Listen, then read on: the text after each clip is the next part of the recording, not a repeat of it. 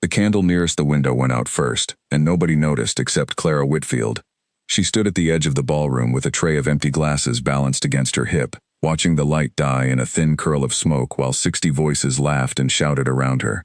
Nobody in this room would notice if she vanished too. That was the arrangement she had made with herself the day she took the position at Ashworth House, and it suited her fine. Across the room, Duke Edmund Ashworth was drowning. Not in water. In women. 3 of them had cornered him near the fireplace, each one talking louder than the last, each one touching his sleeve as if by accident, each one laughing at things that were not funny. He smiled because it was expected of him, and inside that smile he felt nothing at all. He had felt nothing at balls like this for 2 years, since the year his father died and left him the title, the estate, and every unmarried woman in 3 counties, suddenly deciding he was the answer to her prayers. "Your Grace," said the loudest of the 3, a woman named Charlotte Vane, "you simply must tell us if the rumors about the Northern estate are true. Is it really being sold?" "It is not being sold," Edmund said, and excused himself before she could ask a second question. He moved through the crowd the way a man moves through deep water, pushing against a current that never let up. Every few steps another hand reached for him, another voice called his name with a warmth that was really just hunger, dressed up as affection. He did not blame them for wanting what he had. He blamed himself, a little, for letting the wanting feel like drowning. A duke was supposed to enjoy being the center of every room he entered. He had enjoyed it once, in the early days after his father's death, when the attention had felt like proof that he still mattered to the world. Somewhere along the way the proof had curdled into something closer to exhaustion, and he had stopped being able to tell the difference between a woman who liked him and a woman who liked what marrying him would make her. He thought of his mother, the Dowager Duchess Eleanor, who was somewhere in this crowd tonight keeping a careful list of every woman who spoke to him for longer than a minute. She had made it clear, more than once, that his duty was to marry well and marry soon, to secure the line and settle the estate into safe hands before gossip could turn his bachelor years into a scandal. He understood the logic of it. He simply could not make himself feel it. Every woman his mother approved of seemed to want the same thing from him. The title, the house, the name. None of them seemed to want the man underneath those things, and lately he had begun to wonder if there was much of a man left underneath them at all. Then he saw the woman by the window. She was not looking at him. She was looking at a dead candle, tilting her head slightly as though the little curl of smoke were the most interesting thing in the room. She wore a plain gray dress that marked her as staff rather than guest, and she held a tray of glasses with the patient stillness of someone who had learned long ago that waiting was easier than hoping. Edmund could not remember the last time anyone in this house had looked at anything other than him. "Who is that?" he asked the man beside him, an old friend named Henry Colt who had come tonight more out of loyalty than love of parties. Henry followed his gaze. "The one by the window? That is Miss Whitfield. She came in the spring to look after your cousin's children while the family visits. Quiet sort, keeps to herself. She has been in this house since spring and I have never seen her." "That is because you have never looked," Henry said, not unkindly, and took a sip of his wine. Edmund did not answer. He was still watching Clara, who had now turned to relight the candle with a small taper, cupping her hand around the new flame with a care that seemed almost tender, as though the candle mattered to her in some way none of the guests in this room could ever matter. It was such a small thing. He could not explain why it held him. Lady Margaret Price found him a moment later, sliding into the space beside him with the easy confidence of a woman who had decided, months ago, that she would be the next Duchess of Ashworth and simply had not told him yet.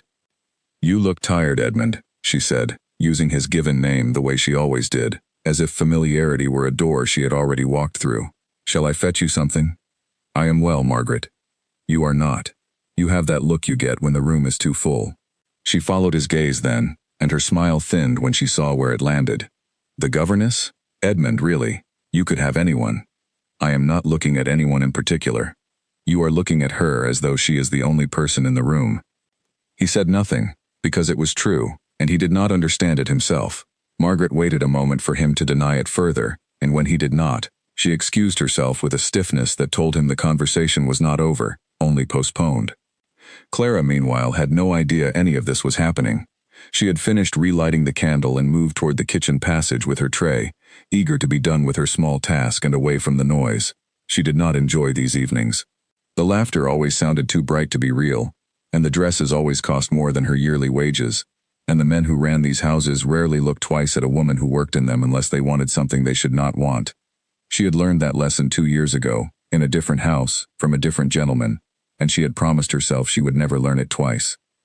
His name had been Charles Bellamy, and he had been charming in the particular way that dangerous men often are, all soft words and careful attention, until the attention turned into pressure, and the pressure turned into threats when she refused him.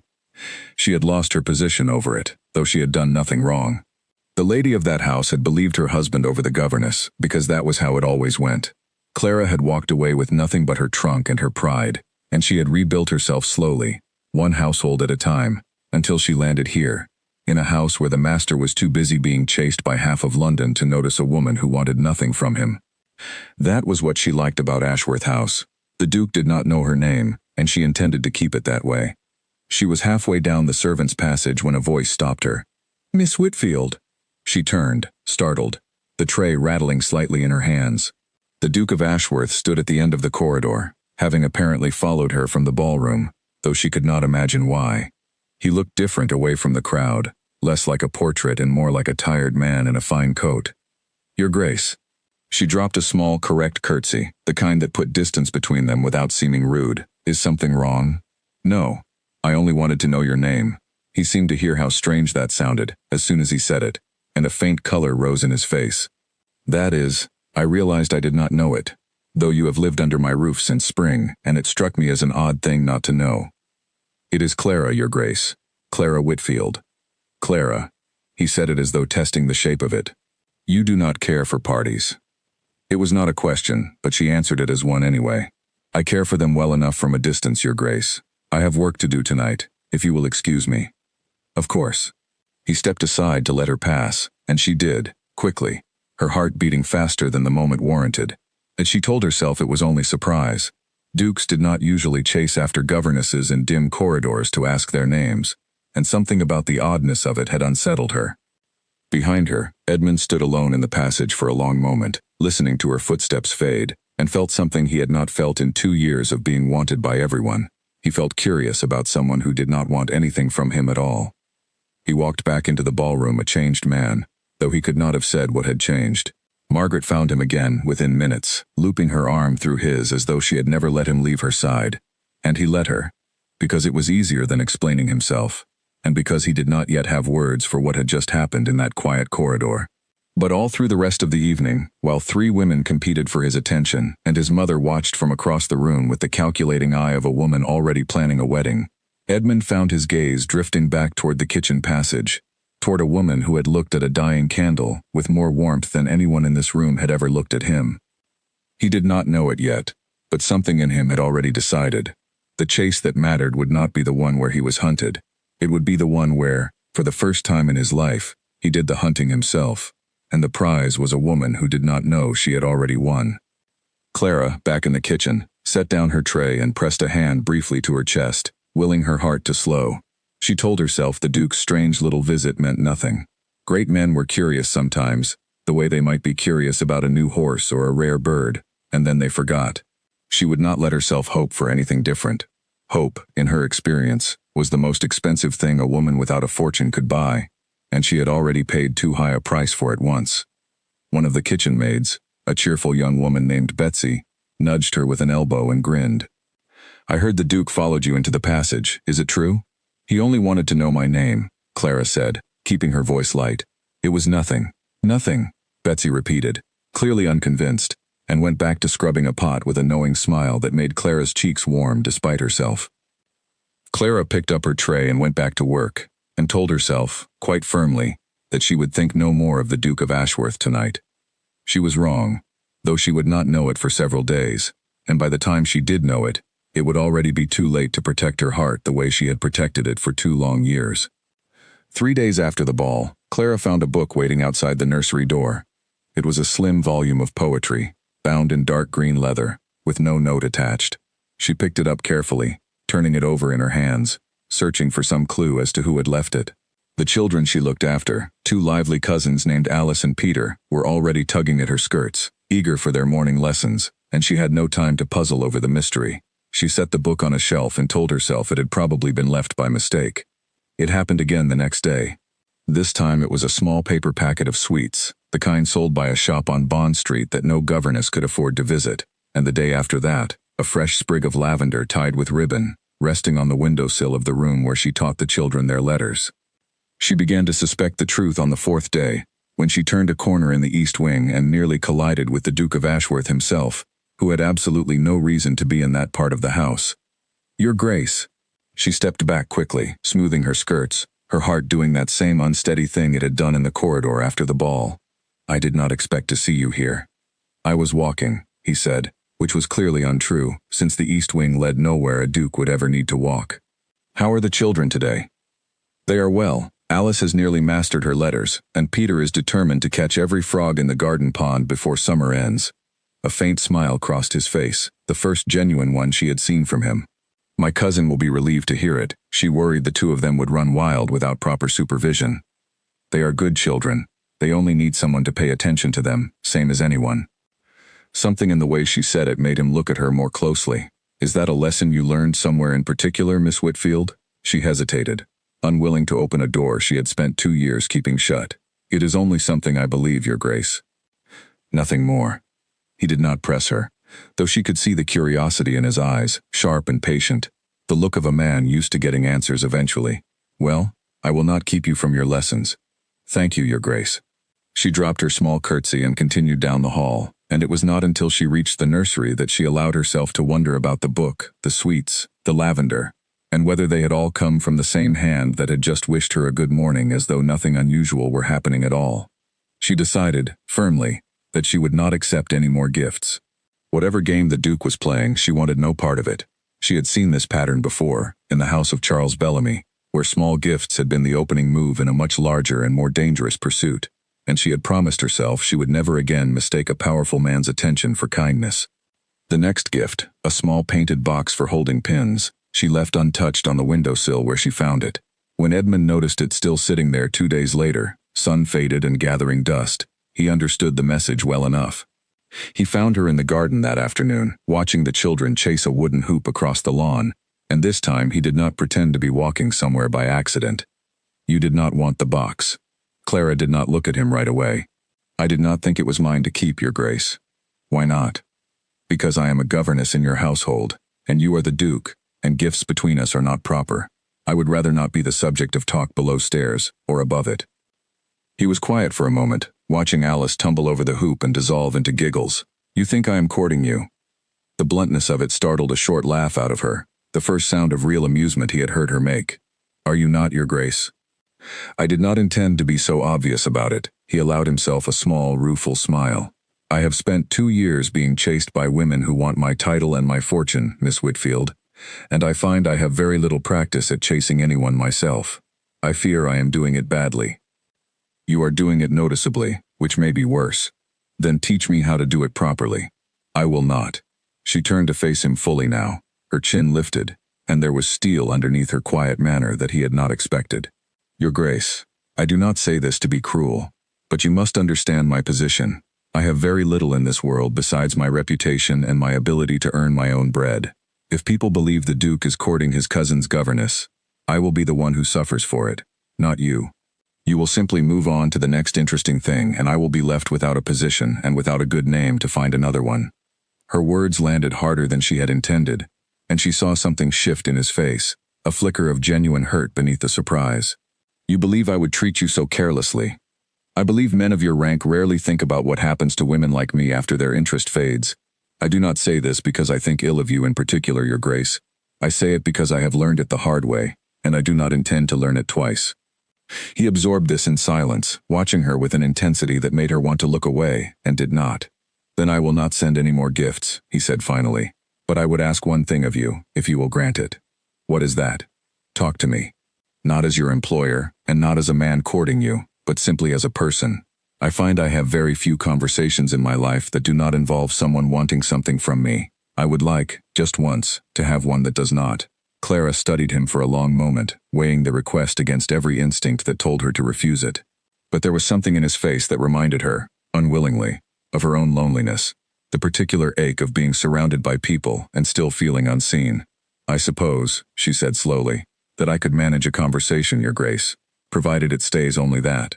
"Only that," he agreed, and something like relief passed over his features.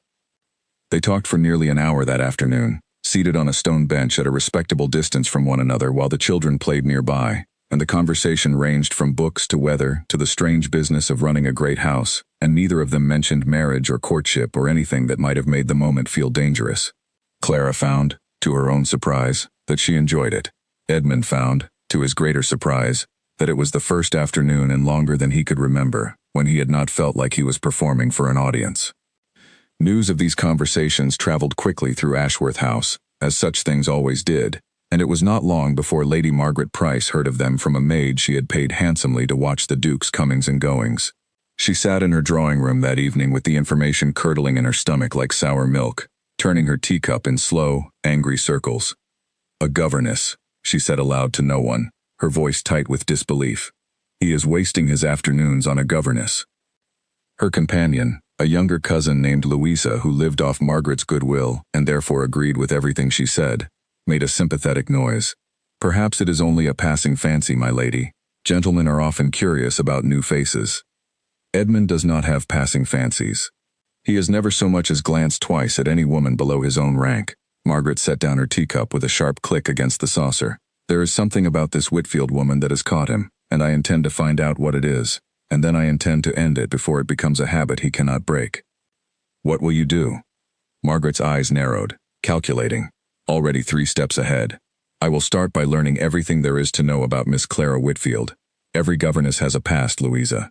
Most of them have something in that past they would rather keep buried. I only need to find what Miss Whitfield is hiding, and the rest will take care of itself." She smiled then, a small, cold smile that did not reach her eyes, and began making a list in her head of everyone she knew who might have information about a governess who had worked in 3 different households over the past several years. Somewhere in that history, she was certain, there would be a scandal, a dismissal, a rumor worth reviving. There always was, for women who had to earn their own living. It was simply a matter of digging deep enough. Meanwhile, in the east wing of Ashworth House, Clara sat by her window that same evening, thinking not of Margaret's schemes, which she did not yet know existed, but of the strange warmth that had settled in her chest after her conversation with the Duke. She told herself it meant nothing. She told herself she had agreed only to conversation, nothing more, and that she was perfectly capable of keeping that promise to herself. But when she closed her eyes that night, it was not the memory of the lavender, or the sweets, or the small painted box that stayed with her. It was the sound of his laugh, low and unguarded, when she had said something that genuinely amused him, and the way he had looked at her afterward as though she were the only interesting person in a house full of interesting people. The following morning brought a visitor Clara had not expected. Mr. Henry Colt, the Duke's old friend, arrived at Ashworth House on some errand concerning the estate accounts, and finding himself with an hour to spare before Edmund was free to see him, wandered into the garden where Clara sat with the children over their lesson books. "You must be Miss Whitfield," he said, settling onto the grass near where Alice was attempting to teach Peter his letters with more enthusiasm than accuracy. "Edmund has mentioned you." Clara felt her guard rise instantly. "Has he?" "Only in passing," Henry said, and there was something kind in the way he said it, something that put her slightly at ease despite herself. "He said you were sensible, which from Edmund is high praise. Most of the women who chase after him could not be called sensible if their lives depended on it." "I am not chasing him, Mr. Colt. I did not think you were. That is rather the point, is it not? You are the first woman in 2 years who has not treated him like a prize to be won, and I think it has confused him thoroughly." Henry smiled, watching the children with genuine warmth. "For what it is worth, Miss Whitfield, I have known Edmund since we were boys, and I have never seen him seek out anyone's company the way he has sought out yours these past weeks. Make of that what you will." "I do not know what to make of it," Clara admitted, surprising herself with her own honesty. "I have learned to be careful around men of his rank."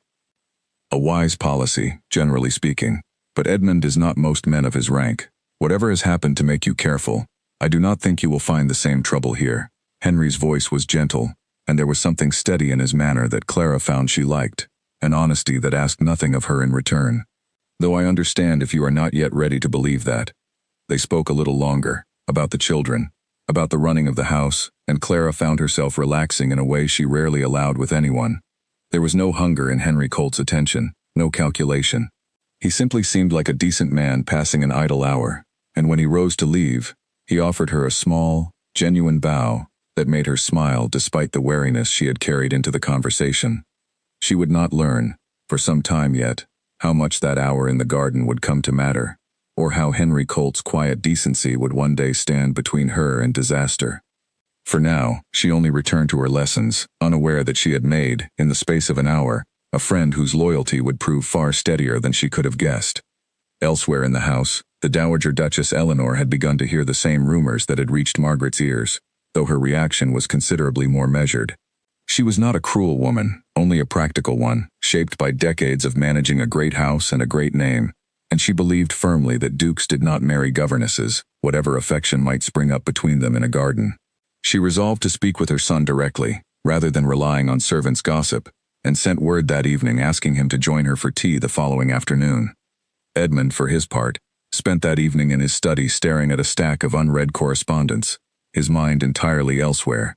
He kept returning to the conversation on the stone bench, to the steel he had heard beneath Clara's quiet voice when she spoke of reputation and ruin, and he found himself wondering, for the first time in years, whether he had ever truly known what it cost a woman to survive in a world built for men like him. He did not yet know her full history. He only knew that something had hurt her badly enough to make her flinch from kindness, and the thought of it settled in his chest like a stone he could not put down. He resolved, that night, to be patient. Whatever Clara Whitfield needed from him, he decided, he would give it slowly, carefully, without the pressure that had clearly wounded her before. It did not occur to him yet that patience alone might not be enough to protect her from what was already beginning to move against her, quietly, in Margaret Price's calculating mind. Clara fell asleep telling herself it was nothing, and dreamed, despite herself, of a stone bench in a quiet garden, and a duke who asked for nothing at all. The letter arrived at Ashworth House on a grey Tuesday, addressed to no one in particular, slipped beneath the kitchen door sometime before dawn. It was Betsy who found it first, tucked half under the mat, and she brought it straight to the housekeeper rather than reading it herself, for the handwriting on the front looked educated in a way that made her nervous. The housekeeper, a stern woman named Mrs. Pratt, opened it with the brisk efficiency of someone used to solving small household mysteries, and her face changed as she read. The letter claimed that Miss Clara Whitfield had been dismissed from her previous position for improper conduct with the master of that house, and warned that any family employing her did so at the risk of their own reputation. It was unsigned. Mrs. Pratt, to her credit, did not spread the letter through the servants' hall. She brought it directly to the Dowager Duchess Eleanor, who read it twice with a face like carved stone, before summoning Clara to her sitting room that same afternoon. Clara arrived not knowing what awaited her, her hands folded neatly in front of her skirts, her posture composed even as her heart hammered with a dread she could not quite name. The moment she saw the letter lying open on the small table between them, she understood. "Your Grace." Her voice came out steadier than she felt. "May I ask what this concerns?" "You may read it yourself." The Dowager Duchess gestured to the letter, her expression unreadable. "I would rather hear the truth from you than guess at it." Clara picked up the letter with hands that did not shake, though it cost her considerable effort to keep them still. She read the accusation, recognized the shape of the lie immediately, and set the paper back down with a control that impressed even the Dowager Duchess, who had expected tears or protests and received neither. "It is not true," Clara said simply. "I was dismissed from my previous position, Your Grace, but not for the reason stated here.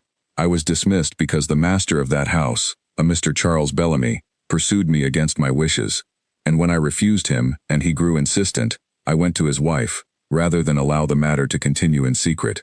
His wife did not believe me. She believed her husband instead, as wives often do, and I was let go within the week, with no reference and no explanation given to anyone who might have asked." The Dowager Duchess Eleanor studied her for a long moment, and Clara held that gaze without flinching, though it took everything in her to do so. She had told this story only once before, to a magistrate who had not believed her either, and she had sworn afterward never to tell it again unless she had no other choice. She had no other choice now. "That is a serious accusation to make against a gentleman," the Dowager said finally. "It is, Your Grace. I make it only because you have asked me for the truth, and because I would rather you hear it from me than continue to wonder. I have no proof beyond my own word. I understand if that is not enough." Something shifted in the older woman's face, a softening so slight that Clara almost missed it. The Dowager Duchess Eleanor had spent 40 years in society, and she had seen this particular story played out more times than she cared to count. A man's word weighed against a woman's, and the woman always losing, regardless of which of them had actually done wrong. She had watched it happen to a niece of her own, once, long ago, and had never quite forgiven herself for staying silent at the time. "I believe you," she said quietly. Clara's composure nearly broke at those 3 words. The first time in 2 years anyone in a position of power had said them to her, without hesitation. "Thank you, Your Grace." "Do not thank me yet. Someone in this house, or someone who knows this house well, wrote that letter and delivered it before dawn, which means someone wants you gone badly enough to lie in the effort. I intend to find out who." The dowager's eyes sharpened with a determination that reminded Clara, unexpectedly, of Edmund. "In the meantime, you will keep your position, and you will hold your head up, and you will not let whoever wrote this filth believe it has worked." Clara left the sitting room with her composure restored but her mind racing, turning over every person in the house who might wish her harm. She could think of no one who knew her well enough to invent such a specific lie, which meant someone had gone looking for information about her past, deliberately, with purpose. The thought was more frightening than the letter itself. A stranger's cruelty could be dismissed as bad luck. A deliberate campaign meant someone had decided she was worth destroying, and she did not know why, or who. She did not have to wonder long. That evening, taking a rare walk through the garden to clear her head, she encountered Lady Margaret Price standing near the roses, apparently waiting for her. "Miss Whitfield." Margaret's voice was pleasant, almost warm, though her eyes held none of that warmth. "I wondered if we might speak." "Of course, my lady. I understand there was some unpleasantness today. A letter, I believe, concerning your character." Margaret plucked a rose from the nearest bush, turning it idly in her gloved fingers. "How distressing for you." Clara's stomach went cold with certainty, though she kept her face carefully neutral. "Yes, my lady, distressing indeed. I do hope it was resolved satisfactorily, though I confess, if I were in the Duchess's position, I might find myself wondering why a woman with such a history would seek employment in a house with an unmarried duke. It does raise questions, does it not, whether by design or by chance? I did not choose this position because of the duke, my lady. I chose it because his cousin required a governess, and I required work. Of course, though I am sure you can understand why others might see it differently." Margaret's smile was thin and precise, a blade disguised as courtesy. "Edmund is a kind man, Miss Whitfield, and kind men are often the easiest to deceive. I would hate to see him hurt by a woman who does not have his best interests at heart. I have never asked anything of his grace, my lady. I do not intend to start. See that you do not." The pleasantness dropped from Margaret's voice like a mask sliding off, revealing something colder underneath. "I have known Edmund since we were children. I have watched every scheming woman in London try to catch his attention, and I have watched him see through every one of them eventually. You will be no different, Miss Whitfield, whatever advantage you think you currently hold. When his interest fades, and it will fade, you will find yourself without a position and without a friend in this house. I would advise you to make your peace with that now, rather than later." She dropped the rose at Clara's feet and walked away without waiting for a response, leaving Clara standing alone among the flower beds with her heart pounding and her hands finally, belatedly beginning to shake. Edmund, for his part, had already begun quietly investigating the letter's origin, unwilling to let the matter rest even before Clara told him anything herself. He called on Henry Colt the very evening the letter surfaced, laying the whole strange business out before his old friend over a glass of brandy in his study. "Someone went to a great deal of trouble to invent so specific a lie," Henry said, turning the matter over thoughtfully. "That suggests they did not invent it from nothing. They likely learned the shape of Miss Whitfield's history from somewhere, and simply twisted the truth to suit their purpose. Who would go looking into her history at all? Few people in London know she exists. Few people did, before you began walking with her in the garden every afternoon, in full view of every window in the house." Henry gave him a pointed look. "You have not exactly been subtle, Edmund. Half the staff already whispers about it, and where the staff whispers, certain ladies of your acquaintance are certain to hear." Edmund's jaw tightened as understanding dawned. "You think Margaret is behind this?" "I think Margaret has decided you belong to her, in her own mind if nowhere else, and I have never known her to give up anything she believes belongs to her without a fight. I am not accusing her outright. I have no proof. But I would not be surprised, and neither, I suspect, would you, if you allowed yourself to consider it honestly." Edmund said nothing for a long moment, staring into his glass. He did not want to believe it of Margaret, whom he had known since childhood, whose company he had tolerated for years even when her attentions grew tiresome, because he had never imagined her capable of real cruelty. But turning the matter over in his mind, he could not think of anyone else with both the motive and the means to dig so deeply into Clara's past. "If it is her," he said finally, "I will not let it stand. Whatever history we share, Henry, I will not let her destroy an innocent woman to protect her own ambitions." Then find proof before you accuse her. A woman like Margaret will only deny it, and denials without evidence will simply make you look foolish and make Miss Whitfield's position worse, not better. Henry's voice was steady, practical, the voice of a man who had talked his friend out of hasty decisions more than once over the years. Watch her carefully. If she is behind this letter, she will not stop at one attempt. She will try again, and next time, perhaps, she will be less careful. Edmund took the advice to heart, though it cost him considerable patience to do so. He wanted to confront Margaret directly, to demand the truth and settle the matter at once, but he understood the wisdom in Henry's caution. A duke accusing a lady of his acquaintance without proof would create precisely the kind of scandal that could destroy Clara's reputation further, regardless of who was actually at fault. He resolved to wait, to watch, and to gather what evidence he could, all while trying to shield Clara from the worst of the uncertainty in the meantime. She did not tell Edmund about the encounter, not that evening and not the next day. She told herself there was no point, that airing Margaret's threats would only cause more trouble than it solved, and that she was capable of weathering this storm the way she had weathered every other storm in her life, alone, quietly, without asking anyone for help she did not trust would come. But Edmund noticed the change in her regardless. She grew quieter over the following days, more careful in her movements through the house, and when he sought her out in the garden as had become their habit, she found reasons to keep the conversation short, her eyes darting toward the windows of the house as though checking who might be watching. "Something is wrong," he said finally, on the fourth day of her strange withdrawal, catching her hand gently as she rose to leave before their usual hour together had passed. "Clara, tell me what has happened." She looked down at his hand around hers, warm and steady, and felt something in her chest crack slightly. The careful wall she had built over 2 years developing a hairline fracture. "It is nothing I cannot manage, Your Grace." "I did not ask whether you could manage it. I asked what it was." His voice was gentle but insistent, and there was a quality in his eyes, a genuine worry, that made it harder than usual for her to maintain her guard. "Please, I would like to help, if you will let me." She hesitated a long moment, weighing the cost of silence against the cost of trust, and finally, haltingly, she told him about the letter, though she left out Margaret's name, unwilling yet to accuse a woman of Margaret's standing without more than her own suspicion to support it. She told him about Charles Bellamy, about the accusation that had followed her, about the magistrate who had not believed her, and the reference she had never received. She told him more of her past in 10 minutes than she had told anyone in 2 years, and when she finished, she braced herself for the doubt she had learned to expect from people of his rank.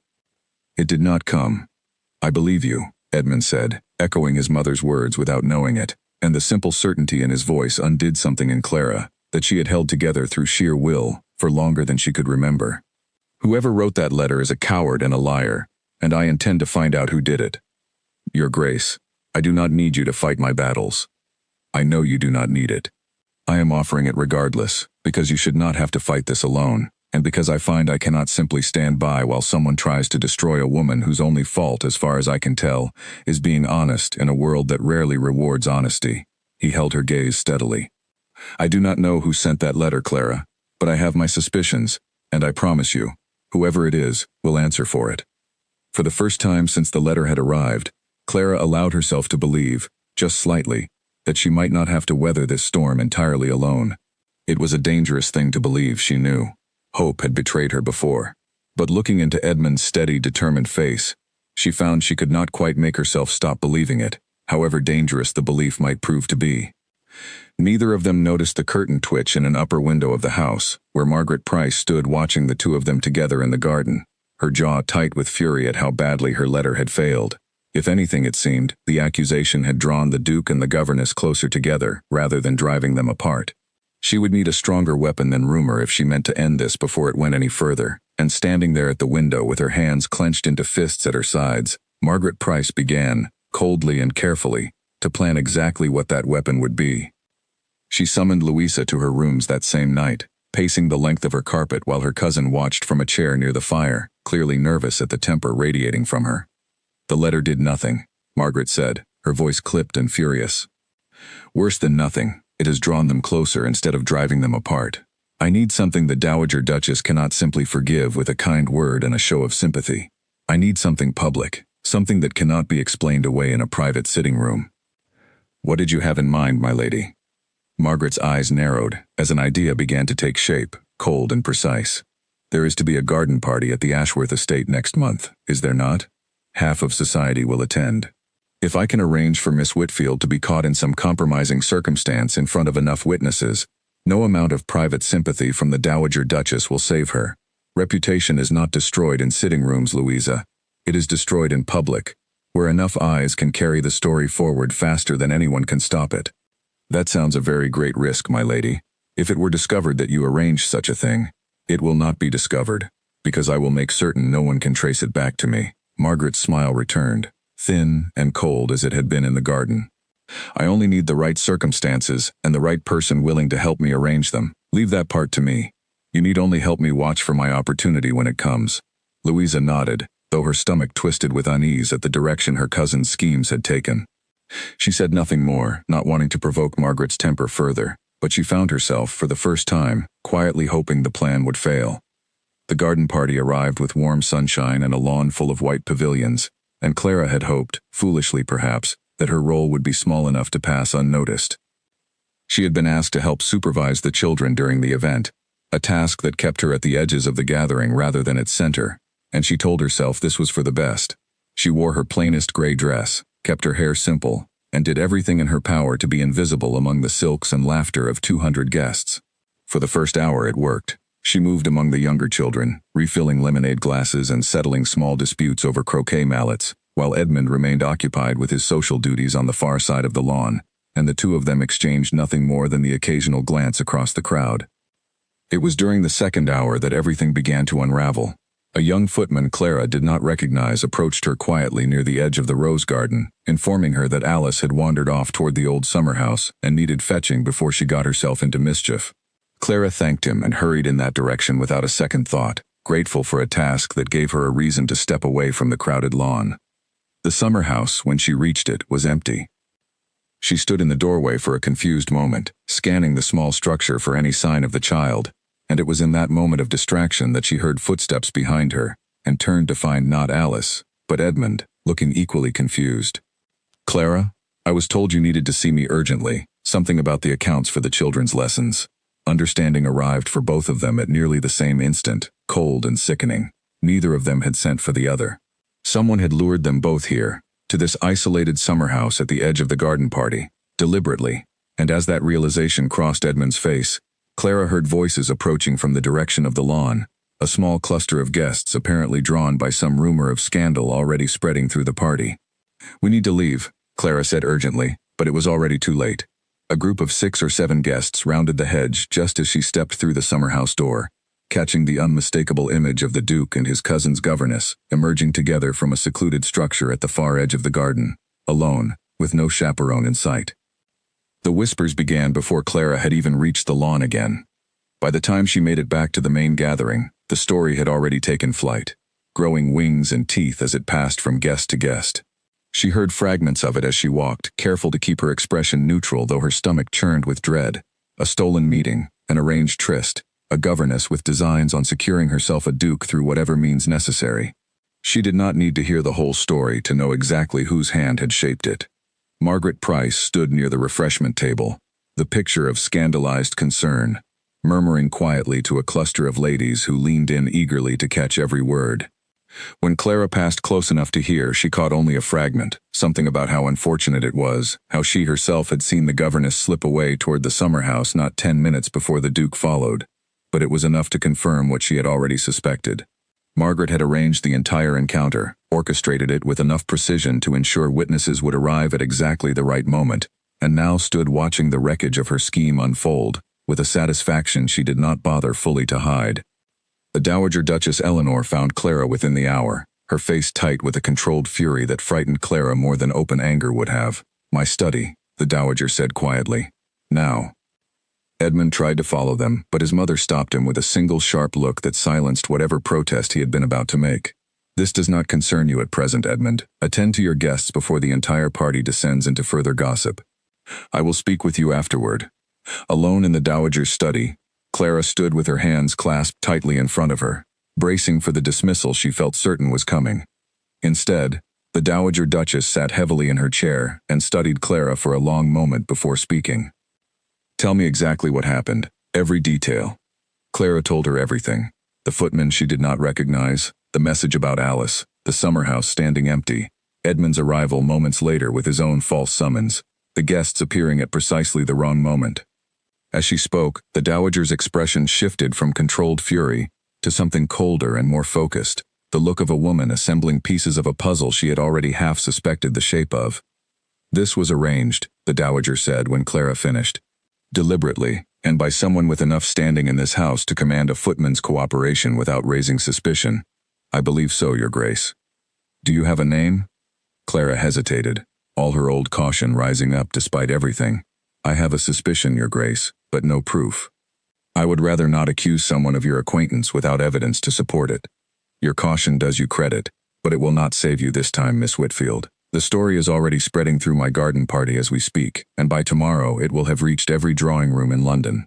Whatever proof you lack, I intend to find it, and quickly, before this ruins you entirely. The dowager's voice softened slightly, an unexpected gentleness beneath the steel. I believed you once already, when the letter arrived.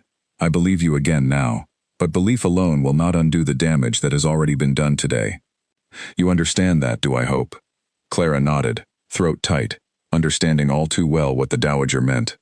A private belief in a sitting room could not erase the whispers already circulating through 200 guests who had seen, or thought they had seen, exactly what Margaret intended them to see. Outside on the lawn, Edmund moved through his guests with barely controlled fury of his own, forcing pleasant conversation while his mind raced through every possible way to trace the rumor back to its source. He found Henry Colt near the edge of the gathering and pulled him aside without preamble. It was Margaret, he said, low and tight. I am certain of it. She arranged the entire thing, the false summons, the timing, all of it. Certain is not the same as proven, Henry warned, though his own face had darkened with suspicion. You cannot accuse her publicly without evidence, Edmund, not without making the scandal considerably worse for Miss Whitfield in the process. If you accuse Margaret and cannot prove it, you will only give the gossips 2 scandals to feast on instead of 1. Then what would you have me do? Stand here and let Clara's reputation burn while I say nothing?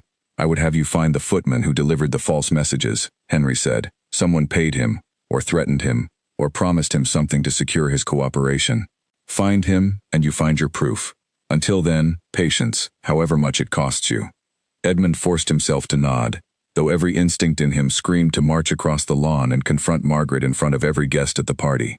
He spent the remainder of the afternoon quietly questioning the household staff, and by evening, he had learned that a footman named Silas, newly hired and eager for extra coin, had been approached 2 days earlier by a woman he could not clearly identify, offering payment for a small errand involving false messages to be delivered during the garden party.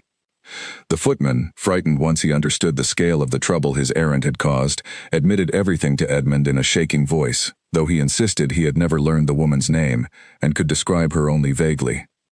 It was not the ironclad proof Edmund had hoped for, but it was enough to confirm what he already believed in his bones. Someone had paid to have Clara and himself lured together and caught, deliberately, cruelly, with the specific intention of destroying her reputation beyond repair. That evening, as the last guests departed and the great house settled into an uneasy quiet, Edmund found Clara in the nursery, sitting alone by the window with the children finally asleep in their beds. She looked exhausted in a way that had nothing to do with physical tiredness, hollowed out by a day that had confirmed her every fear about what it cost to be seen too closely by a man of his rank.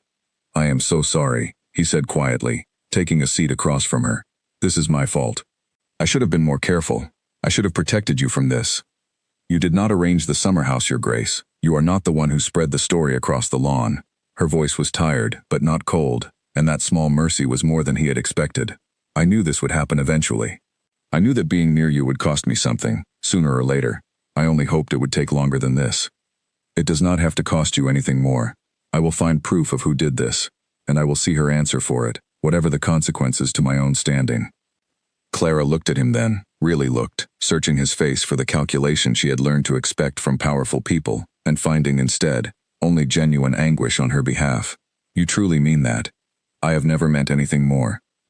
She wanted to believe him, some small, stubborn part of her, the part that had survived 2 years of careful solitude by refusing to hope for anything, still wanted, desperately, to believe that this time would be different.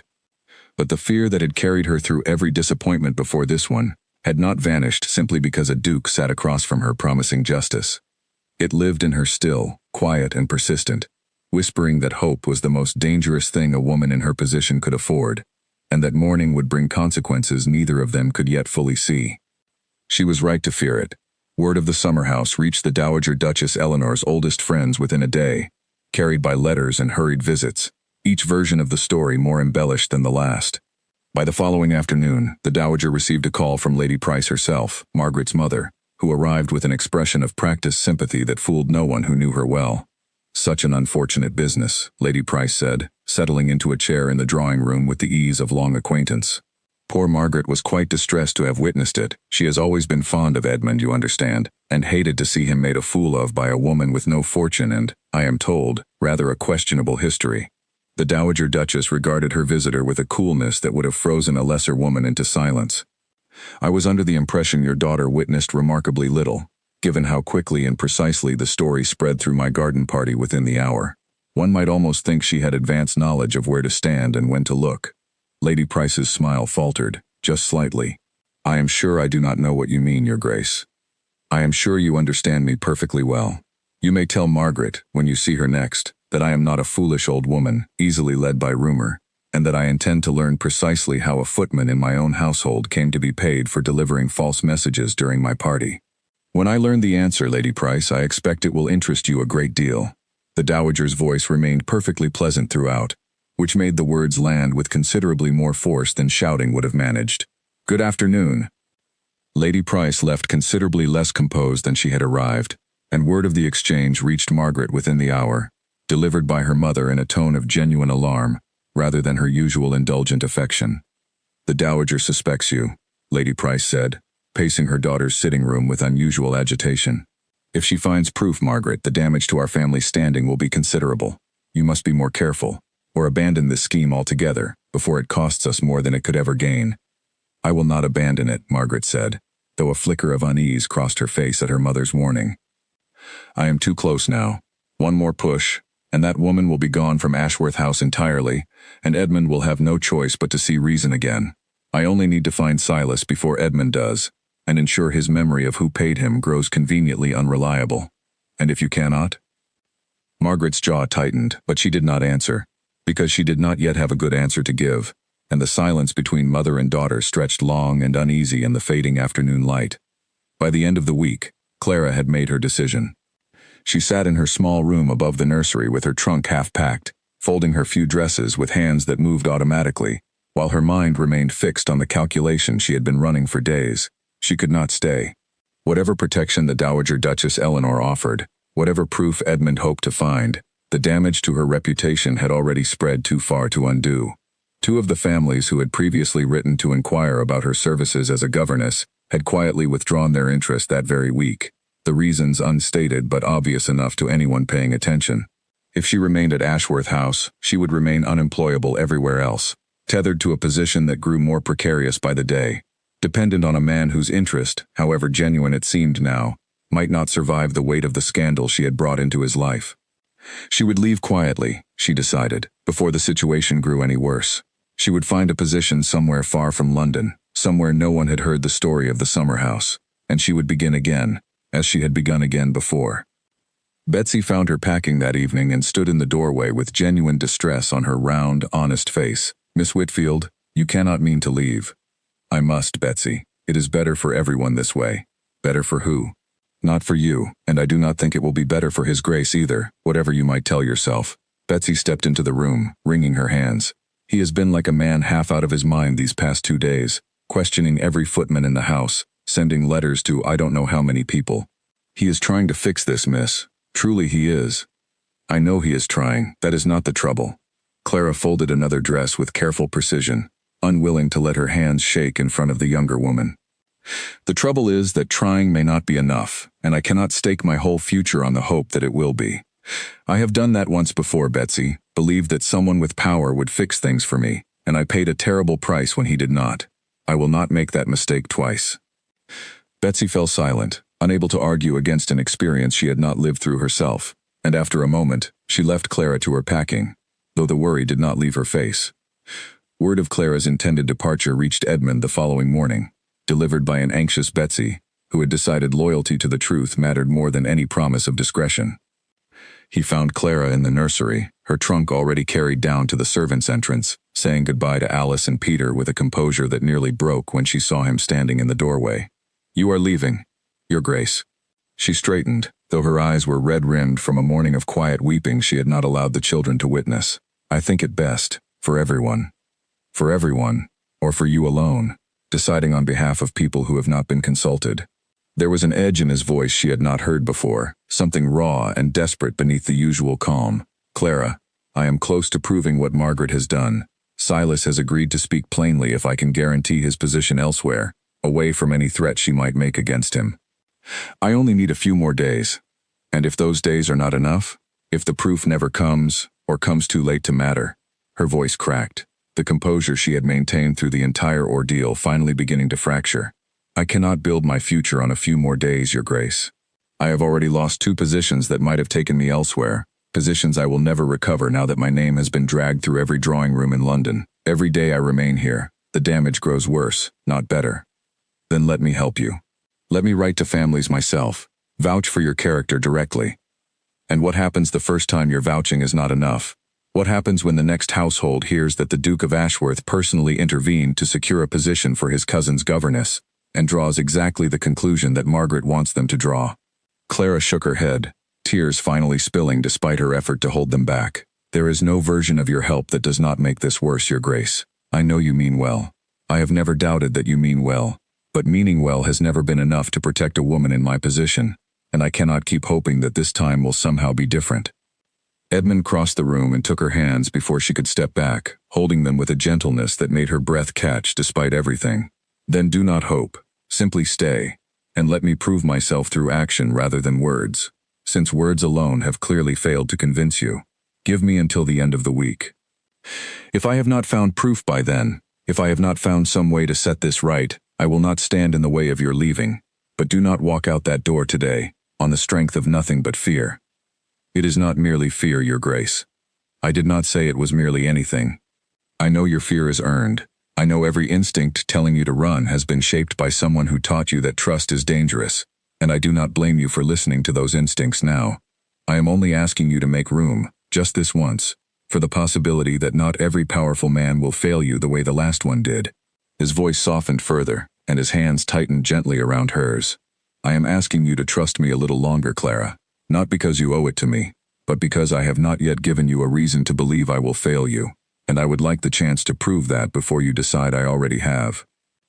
Clara stood very still, caught between the trunk waiting at the servants' entrance and the man in front of her holding her hands as though letting go might cost him something he could not afford to lose.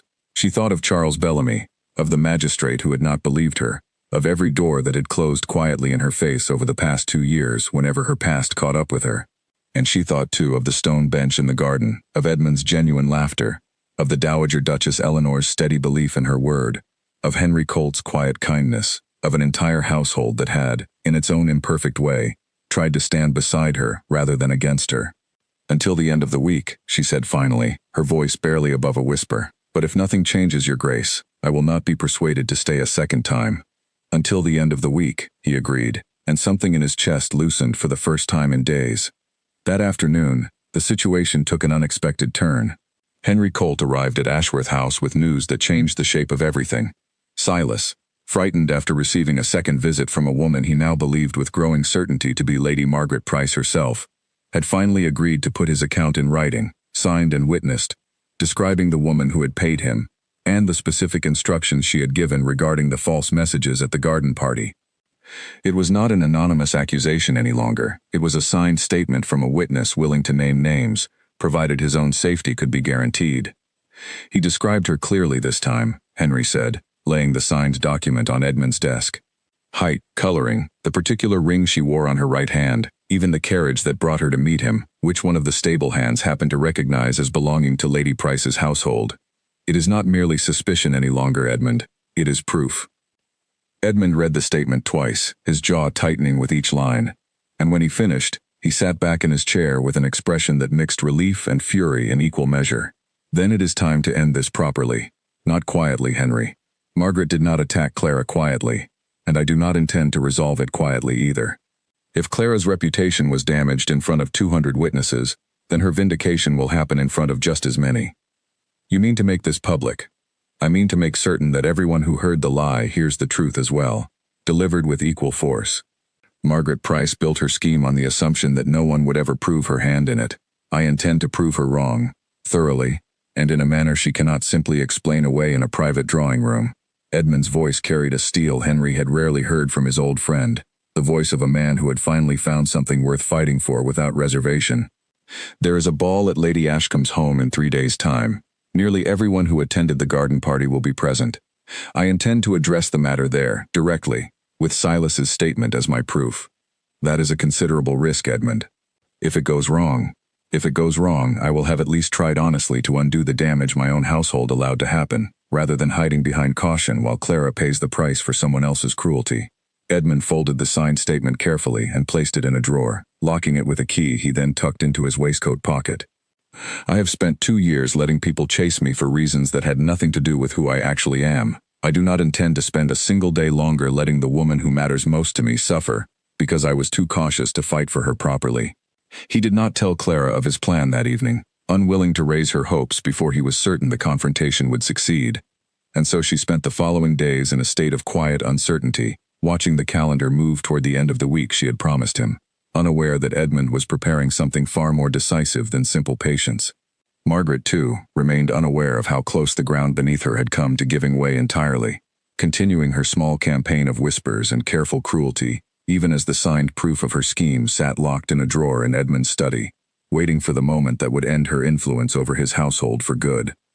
Louisa, watching her cousin's mood grow darker and more brittle with each passing day, found herself increasingly troubled by the role she had played in Margaret's schemes.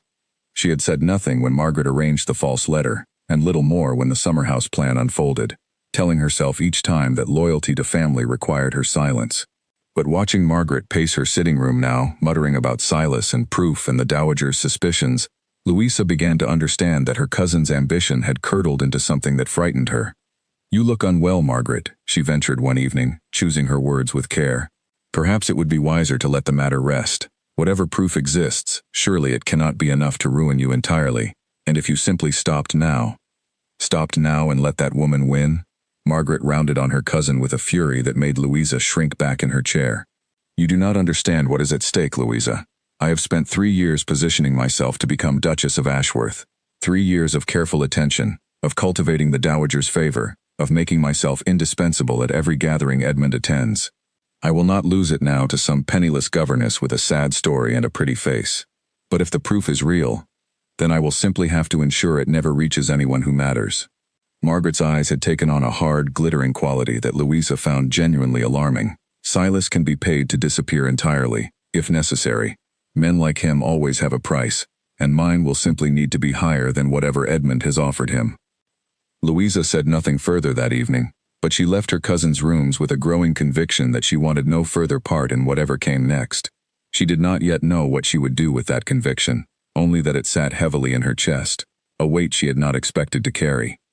Meanwhile, Clara spent the days before the ball in a state of careful, guarded waiting, going about her duties with the children as though nothing unusual hung over the household, though the strain showed in the shadows beneath her eyes and the way she startled at unexpected sounds.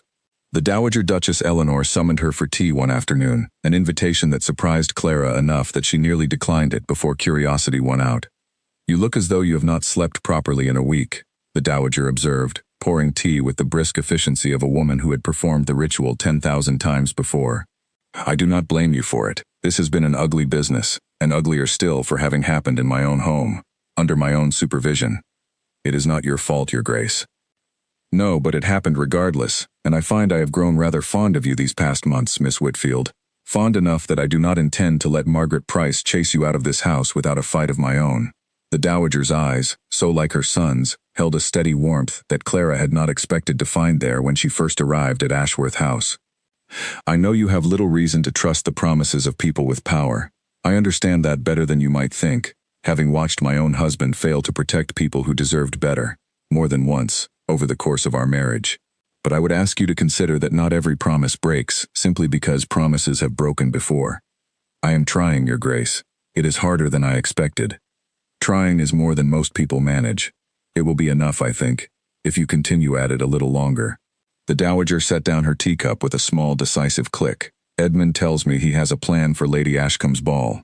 He would not tell me the particulars, which I confess irritates me considerably, as I dislike being kept in the dark in my own household.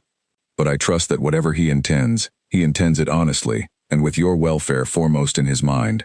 That is more than I can say for most men of his rank and age, Miss Whitfield, and I say that as his own mother, who knows his faults better than anyone." Clara left the dowager's sitting room with something she had not expected to carry with her, a small, stubborn seed of hope, planted despite her every effort to guard against it, and she found, walking back toward the nursery in the fading afternoon light, that she could not quite bring herself to uproot it, however dangerous it might prove to let it grow. The days passed slowly, each one bringing Clara closer to the deadline she had set, and closer, though she did not yet know it, to a confrontation that would determine not only her future at Ashworth House, but the entire shape of the life she might yet build there, if only the truth could be made to matter as much as the lie already had. Lady Ashcombe's ballroom glittered with more candles than Clara had ever seen gathered in a single room, though she had not been invited and had no intention of attending. She spent the evening of the ball in the nursery instead, reading by lamplight while the children slept, trying and failing to keep her mind from wandering toward the great house across town, where Edmund had promised to end, once and for all, the campaign that had nearly cost her everything. She did not know exactly what he intended. He had told her only to trust him, and to wait, and though every instinct still whispered caution, she found she had, despite herself, begun to do exactly that. Across town, the ballroom hummed with its usual mixture of music and gossip, and Margaret Price moved through it with the practiced ease of a woman confident in her own success, unaware that the ground beneath her had already begun to crumble. She had spent the past 3 days working to discredit Silas's account, spreading her own quiet rumors suggesting the footman was unreliable, prone to drink, willing to say anything for coin. She believed, walking into Lady Ashcombe's ballroom that evening on her mother's arm, that she had contained the damage sufficiently to weather whatever came next. She was wrong. Edmund waited until the dancing had paused for refreshments, when the greatest number of guests stood gathered together in conversation, before he made his way to the center of the room with Henry Colt at his side, and a folded document in his hand. The Dowager Duchess Eleanor, who had arrived separately and taken up a position near the front of the crowd, gave her son a small, steady nod as he passed. "Friends," Edmund said, his voice carrying easily across the suddenly quieting room, the particular authority of a man rarely required to raise his voice to be heard. "I find myself needing to address a matter that has caused considerable talk these past 2 weeks, and I would rather address it directly than allow the whispers to continue unchecked." A ripple of interest moved through the crowd, guests turning from their conversations to listen, and Margaret felt the first cold thread of unease work its way up her spine. "Some of you witnessed, or believe you witnessed, an improper encounter at my garden party, between myself and Miss Clara Whitfield, my cousin's governess," Edmund continued, his eyes sweeping the room with a calm that belied the tension in his shoulders. "I would like to tell you plainly what actually occurred, because the truth, I think, deserves as wide an audience as the rumor received." He described the false messages, delivered separately to himself and to Clara, each one designed to draw them both to the same isolated location, at precisely the moment a group of guests would arrive to witness their meeting. He described the footman, Silas, who had been paid to deliver those messages, and the fear that had kept him silent until recently. And then, with a steadiness that carried through the entire room, he unfolded the signed statement and read it aloud, word for word, including the physical description Silas had given of the woman who had approached him, and the carriage that had carried her to their meeting, a carriage several witnesses in the room that evening recognized immediately as belonging to the Price family. The silence that followed was absolute. Margaret felt every eye in the room turned toward her by slow, terrible degrees, and she understood, in that moment, that there was no explanation available to her that would undo what had just been read aloud in front of 200 witnesses. She opened her mouth to protest, to deny, to claim some misunderstanding, but the words would not come, because there were none left that could plausibly account for a carriage, a description, and a signed statement all pointing directly toward her. "I do not say this to humiliate anyone," Edmund continued, his voice quieter now but no less firm, "though I understand the humiliation is considerable, and perhaps deserved. I say it because a woman under my protection was nearly destroyed by a deliberate lie, constructed and executed with considerable care by someone who valued her own ambitions above another woman's entire livelihood and reputation. I will not stand in a room and let that lie continue to do its work while the truth sits locked in a drawer. Lady Price, standing near her daughter, had gone pale as parchment and made a small, strangled sound of protest that died before it fully formed. Margaret herself said nothing at all, her carefully composed face finally cracking under the weight of 200 stares, and within moments she had turned and fled the ballroom entirely, her mother hurrying after her with a haste that only confirmed, for anyone still uncertain, exactly where the truth of the matter lay.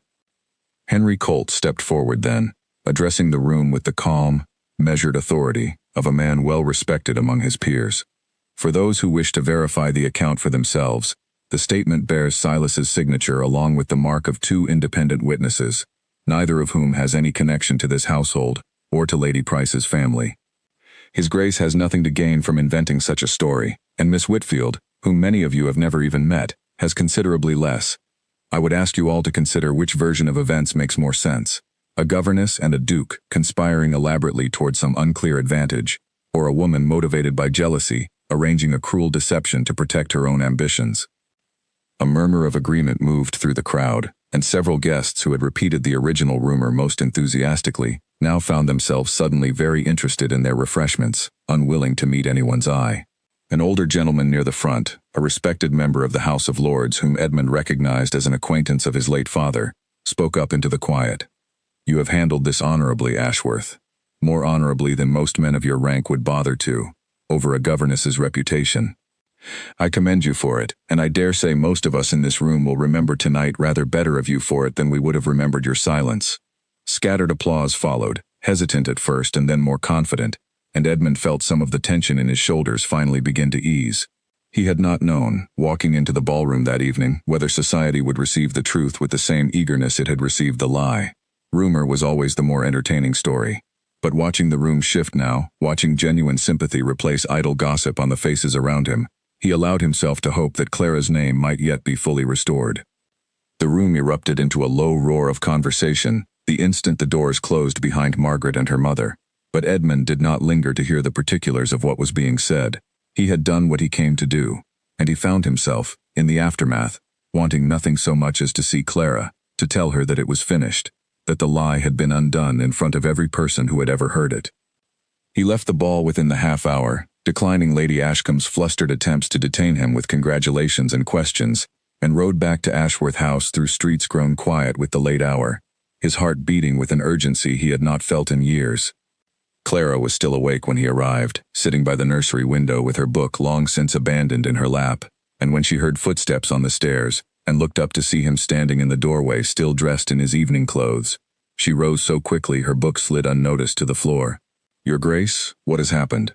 "It is finished," he said, crossing the room to stand before her, slightly breathless from the ride, his eyes bright with something she had never seen in them before, not caution or calculation, but pure, unguarded relief.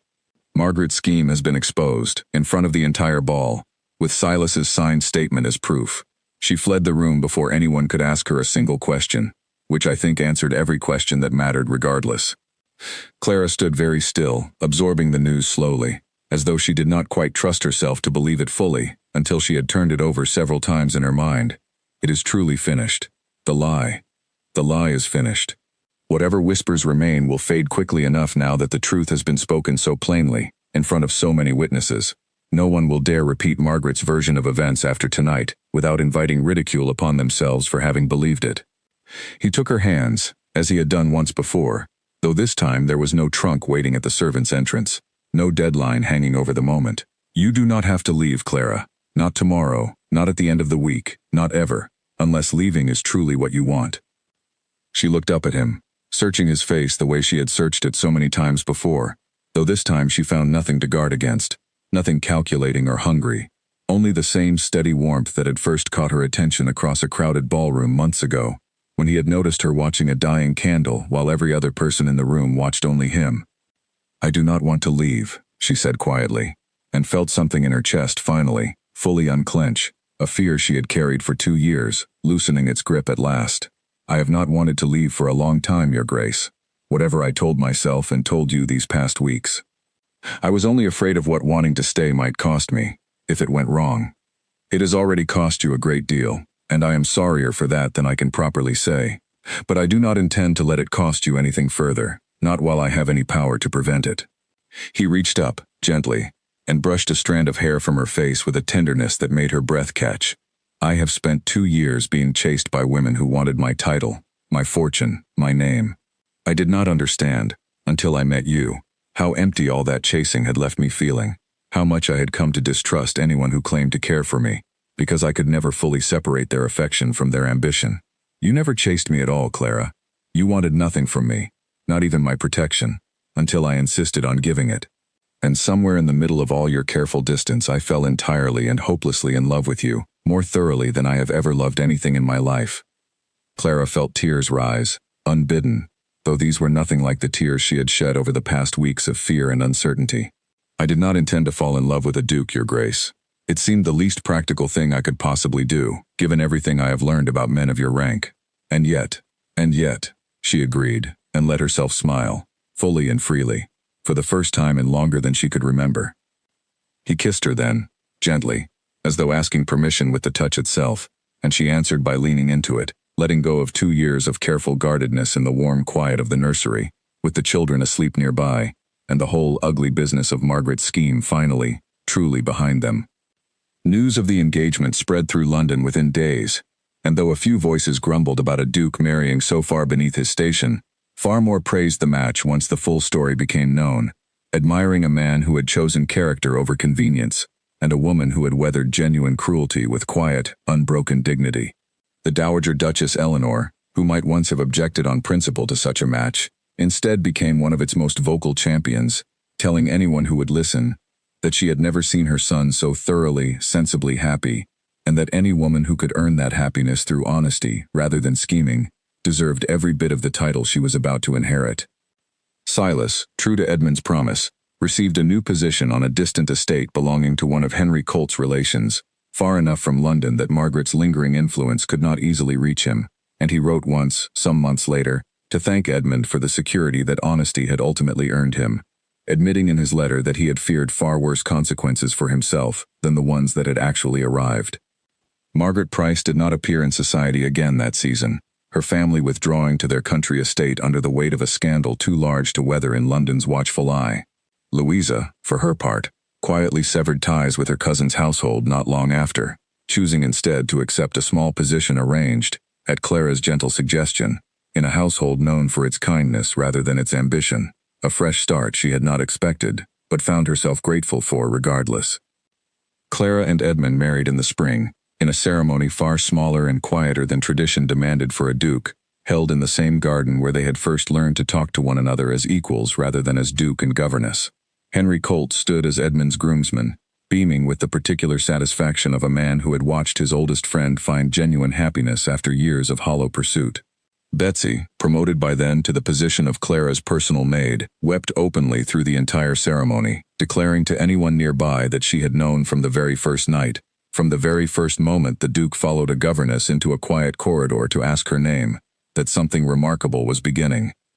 Clara Whitfield became Clara Ashworth that day, though she never entirely lost the careful, watchful habits that 2 years of hardship had taught her, nor did Edmund ever ask her to. He loved her precisely as she was, guarded edges and all, understanding that the very qualities which had made her resist his pursuit so thoroughly were the same qualities that made her love, once finally given, entirely trustworthy and entirely real. And in the years that followed, as Ashworth House filled slowly with the sound of their own children's laughter, Edmund would often think back to that first ball, to a dying candle and a woman who had not once looked his way, and marvel at how the one person who had never chased him had become the only person he had ever truly wanted to catch. 5 years after the wedding, Ashworth House looked nothing like the cold, echoing place Clara had first arrived at as a nervous governess with a single trunk and a guarded heart.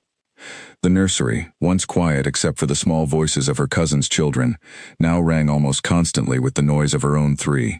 A boy named William who had inherited his father's steady patience, a girl named Grace who had inherited her mother's sharp, watchful eyes, and the youngest, a boy called Peter after the mischievous nephew Clara had once taught his letters, who seemed determined to test every rule the household had ever established. Clara often stood in the doorway of that nursery in the early evenings watching her children tumble over one another in play, and marveled at how completely her life had transformed from the careful, solitary existence she had built for herself after Charles Bellamy's betrayal. She had not forgotten that betrayal, nor the 2 lonely years that followed it, but she had learned, slowly and with Edmund's steady patience, that the past did not have to remain a wound forever open. It had become, instead, something closer to a scar, still visible if she looked for it, still tender in certain unexpected moments, but no longer capable of controlling the whole shape of her days. Edmund had changed as well, though in quieter ways. The restless exhaustion that had defined him during their first meeting, the sense of a man drowning slowly beneath the weight of other people's expectations, had given way to something calmer and more settled. He still attended the balls and gatherings his position required, but he no longer dreaded them the way he once had, because he no longer walked into any room wondering whether the woman waiting to greet him wanted his company or simply his title. He knew, now, precisely what genuine affection felt like, and the knowledge had made him considerably more patient with the world's remaining performances. The Dowager Duchess Eleanor, grown gentler with age and delighted by her grandchildren beyond anything she had expected of herself, spent a great deal of her time at Ashworth House rather than her own smaller residence, teaching young Grace her needlework with the same brisk efficiency she had once used to interrogate Clara over an anonymous letter. She often told the story of that first difficult conversation to anyone who would listen, transforming it over the years into something between a cautionary tale and a point of family pride, how she had nearly let gossip decide a young woman's fate, and how she had chosen, instead, to ask for the truth directly, a choice she credited with saving not only Clara's reputation but her son's entire happiness. Henry Colt had married 2 years after Edmund and Clara, to a sensible, warm-hearted widow he had met at their wedding, and the 2 families remained close, their children growing up together with the easy familiarity of cousins rather than mere friends.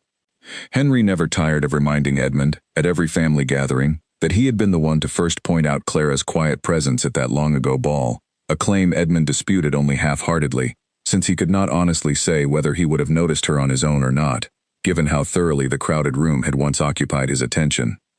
Betsy remained with the family as well, risen now to the position of housekeeper, a role she filled with the same warm efficiency she had once brought to scrubbing pots in the kitchen.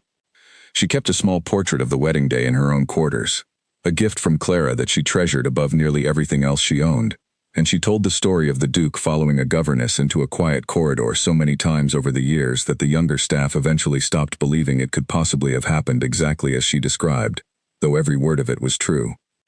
Louisa, who had left her cousin's household in the aftermath of the scandal, found genuine happiness in her new position, and eventually married the younger son of the family she served, a quiet, kind man who valued her steadiness in ways Margaret never had. She wrote to Clara occasionally, careful, friendly letters that never mentioned her cousin directly, and Clara always answered them warmly, understanding better than most how difficult it could be to build a life separate from the family one was born into. Margaret herself remained largely absent from the story of Ashworth House after that final humiliating night at Lady Ashcombe's ball. Word reached Clara only rarely, carried by distant acquaintances who had heard that the Price family had eventually married Margaret to a minor gentleman of modest fortune in a county far from London, a match considerably beneath what she had once imagined for herself. Clara felt, on hearing this news, not triumph exactly, but a quiet, settled sense that some balance had been restored to the world, though she never spoke of Margaret often, unwilling to let old cruelty take up more space in her thoughts than it had already claimed. On the 5th anniversary of their wedding, Edmund surprised Clara with a walk through the same garden where they had first learned to speak honestly with one another, the same stone bench still standing beneath the same old oak tree, though the roses around it had grown considerably wilder and more abundant with the passing years. "Do you remember?" he asked, settling beside her on the bench as their children's laughter drifted faintly from the direction of the house. "The first conversation we had here. I believe I promised you it would remain only conversation, nothing more." "I remember thinking you would grow bored of me within a month," Clara admitted, smiling at the memory of her own old caution. "I remember thinking that no man of your rank could possibly want anything lasting from a governess with no fortune and a complicated past. I remember thinking I had never met anyone who made silence feel so comfortable, or conversation feel so genuinely unguarded." He took her hand, weathered now by years of raising children and running a household, and pressed a gentle kiss to her knuckles. "I do not think either of us knew, that first afternoon, how much we would come to need each other. I certainly did not expect to fall in love with the one woman in England who wanted nothing at all from me. I did not expect to let myself be loved by anyone again, after Bellamy," Clara said quietly, though there was no lingering pain in the admission now, only a kind of gentle acknowledgement of how far she had traveled since those difficult years. You taught me that trust did not have to be dangerous, if it was given to the right person. I do not think I could have learned that lesson from anyone else. And Margaret taught us both, in her own bitter way, exactly what real love was not. Edmund's voice held no anger now, only a kind of distant, settled clarity about the whole difficult episode. She wanted my title and my fortune, and dressed up that wanting as affection. You wanted nothing from me at all, until I insisted you accept what I was offering freely. I think that is the truest measure of the difference between them, in the end. Real love does not need to scheme for what it wants. It simply stays, patiently, and lets itself be seen. Clara leaned her head against his shoulder, watching the late afternoon light spill golden across the garden where their entire story had quietly begun, and felt, as she often did in these peaceful moments, a deep and settled gratitude for the winding, difficult path that had brought her here. She thought of the frightened young woman who had once relit a dying candle in a crowded ballroom, certain that no one in that great house would ever truly see her, and marveled at how wrong that certainty had turned out to be. I am glad, she said softly, that you looked twice. I have never stopped looking, Edmund answered, and drew her closer, as the children's laughter carried once more across the garden, weaving itself into the quiet, unhurried happiness of a life neither of them had once believed themselves worthy of finding. Young William found them there as dusk settled fully over the garden, running ahead of his younger siblings with the breathless energy of a boy who had not yet learned to walk anywhere at a measured pace. He climbed onto the bench between his parents without ceremony, demanding, as he often did at this hour, to hear the story of how they had met. Tell it properly this time, he insisted, settling against his mother's side. Grace says you fell in love at a ball, but Grandmother Eleanor says it was a candle. Clara laughed, a warm, easy sound that had grown far more frequent over the years than she would once have believed possible. Grandmother Eleanor is not entirely wrong. It did begin with a candle, in a way, a dying one, that no one else in the whole ballroom bothered to notice. Why did you notice it, if no one else did? Because I was tired of being noticed myself, Edmund said, ruffling his son's hair, and your mother was the only person in that entire room who was not trying to be seen. I found that far more interesting than anyone who was. William considered this with the serious concentration only a child can bring to matters of pure curiosity. And then what happened? And then, Clara said, drawing Grace and little Peter close as they arrived breathless behind their brother. Your father spent a great many months being far too obvious about following me around this garden, until I finally agreed to simply talk with him honestly, instead of pretending I did not want to. Was there a villain? Grace asked, with the particular relish children reserve for the dramatic parts of any story. Betsy says there was a wicked lady who tried to ruin everything. There was, Edmund admitted, exchanging a glance with Clara over their daughter's head, a glance that carried within it all the difficult years neither of them needed to explain in full to children too young yet to understand the particular cruelty grown people were sometimes capable of. But your mother was braver than the wicked lady was clever, and in the end, the truth mattered more than the lie, however loudly the lie had spoken first. And you lived happily ever after, William said, with the confident satisfaction of a boy who had heard this ending many times before and never tired of it. We are still living it, Clara said gently, pressing a kiss to the top of his head as the last of the daylight slipped fully behind the old oak tree. Every single day since, we are still living it. They sat together on the old stone bench until the light faded fully from the sky, two people who had learned, each in their own difficult way, that the truest kind of love was never something chaste or won through cleverness or scheming, but something built slowly, honestly, in the quiet spaces between two people willing to be genuinely known by one another. And in the years that followed, whenever their children asked how their parents had first fallen in love, Edmund and Clara would tell them, without fail, the same simple truth, that it had begun not with pursuit, but with the quiet, unremarkable act of one person finally noticing another, in a room full of people who had never truly looked at all.